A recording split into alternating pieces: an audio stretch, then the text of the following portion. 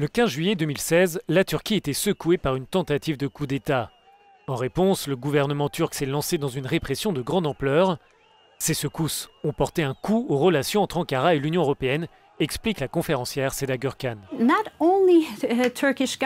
Non seulement le gouvernement turc, mais aussi une grande partie de la société turque et différents segments de la société en Turquie ont critiqué l'Union européenne dans le siège du coup d'État manqué, principalement pour son manque de solidarité.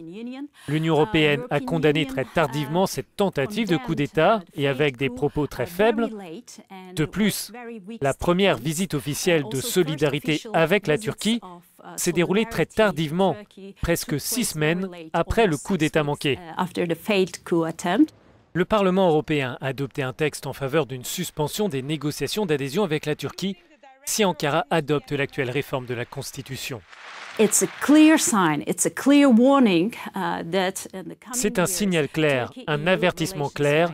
Dans les années à venir, les relations entre l'Union européenne et la Turquie pourraient se détériorer.